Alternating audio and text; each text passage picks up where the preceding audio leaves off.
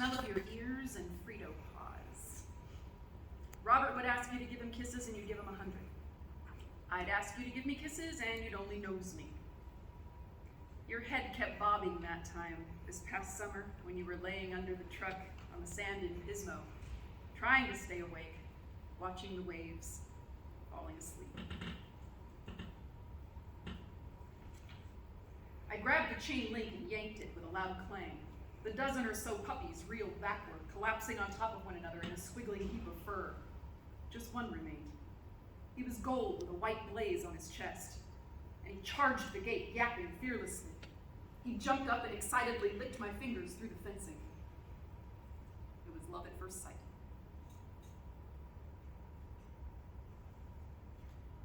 I grew up with cats, also wonderful, but I didn't get my first dog until I was in my 30s. That wonderful dog, Neo, set the trend where I wouldn't live without a dog for the rest of my life. Dogs are part of our families, and in my family, we even give them special voices when they're with us so that they can say things. Our constant muses. The fun, the joy, the training, the frustration, the love, and the tears when they finally have to leave us. This tribute program is dedicated to my Phineas, my co-pilot sheepdog I lost a couple of weeks ago. It includes Prose, A Day in the Life of Murphy by Alice Robinson, Marley and Me, Life and Love with the World's Worst Dog by John Brogan, To My Fur Angel by me, an anonymous poem entitled Waiting at the Door, and bits of Phineas Martinez's medical report from Dr. Romy Gill of Clovis Pet Hospital. Dogs are here for us, and we're here for them. From puppyhood to the Rainbow Bridge. I named him Sean. He was one of those dogs that give good dogs a good name. He effortlessly mastered every command I taught him and was naturally well behaved. I could drop a crust on the floor and he would not touch it until I gave the okay. He came when I called him and stayed when I told him to. He loved nothing more than riding in the car and would sit quietly in the back seat beside me on family road trips, content to spend hours gazing out the window at the passing world. He was right there with me when I smoked my first cigarette and my last, and when I kissed my first girl. He was right there in the front seat when I took my older brother's Corvair out for my first joyride. The time Robert came home and caught you gnawing on our brand new, toppled over Bradford pear tree. The time you jumped out of my moving car's window at UC Davis to chase a squirrel on the grass nearby.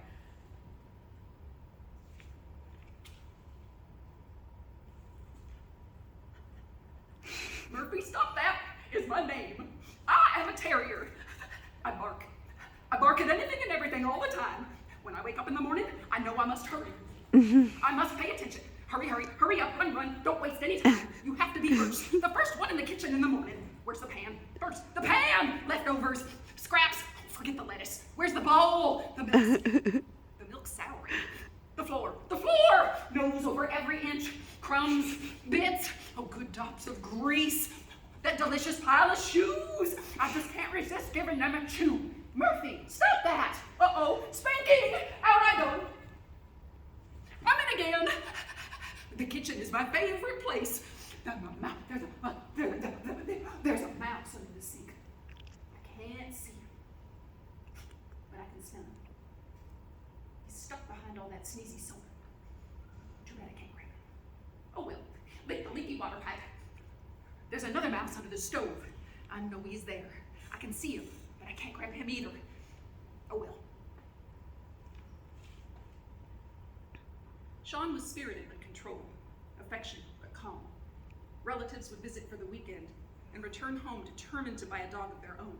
So impressed were they with Sean, or Saint Sean, as I came to call him. He came into my life and I into his, and in the process, he gave me the childhood every kid deserves. It was you who made Zara laugh for the first time at 2 months old. You were Felicia's best defender in backyard basketball.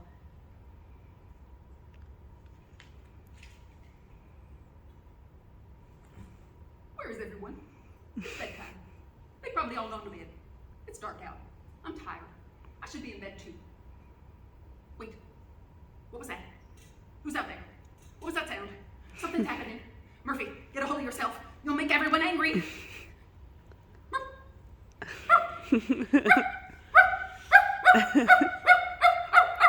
Murphy, stop that! Stop that barking. Go to bed. Was it a fox? A skunk? A rat? A wolf? A bear? A thief? The moon?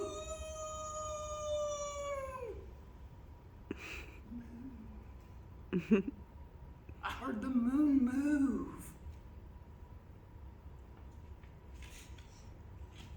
You made me cry in frustration the time I couldn't keep you from ripping the ficus tree nesting material from the pot. I was walking with you while 8 months pregnant and lifted your 50-pound body into a nearby truck to save you from a charging stray dog.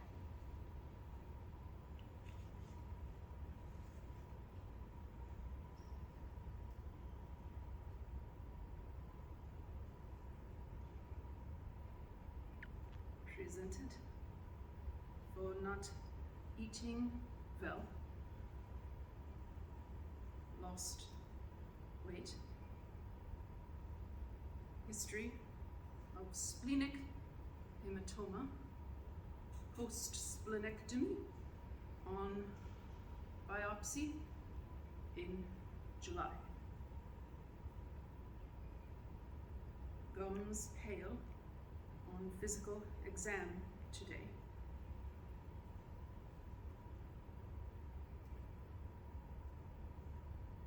Blood test shows liver numbers elevated.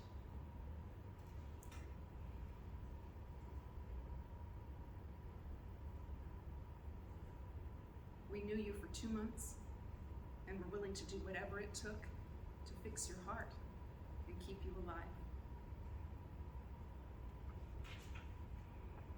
At this point, the doctor said, our only real option is to go in for surgery. I see. The doctor sensed my agony and discussed the complications that could likely be expected in operating on a dog of Marley's age. Another thing troubling me is the residue that came out on the catheter, indicating problems with the stomach wall. Who knows what we might find when we get in there?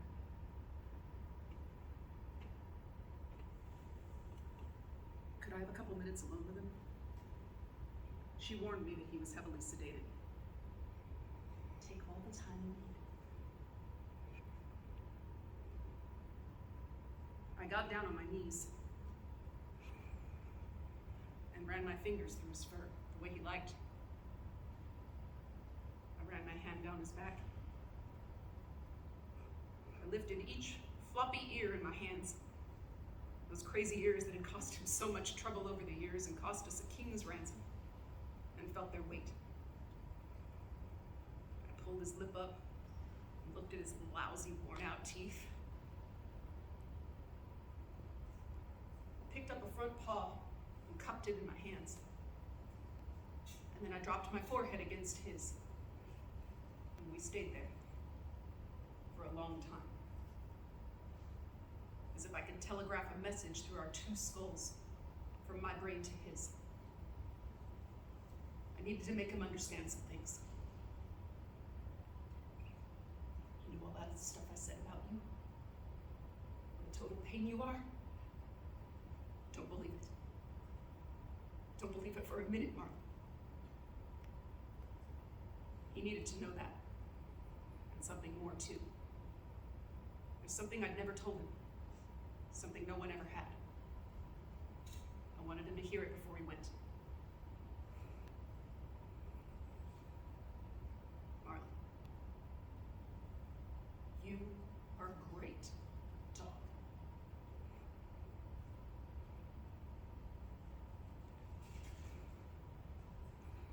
The time just last weekend when we fell asleep together on the same pillow.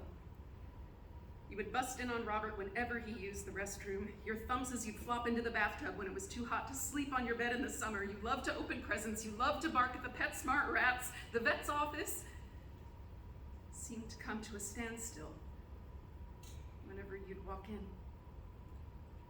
The receptionists were crying on the day you died. They had to call a former employee to tell her you passed, and she cried.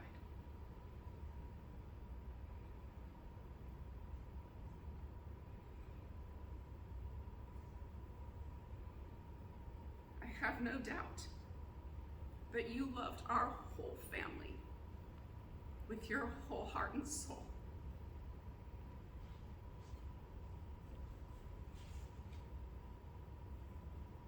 I was just a pup when we first met.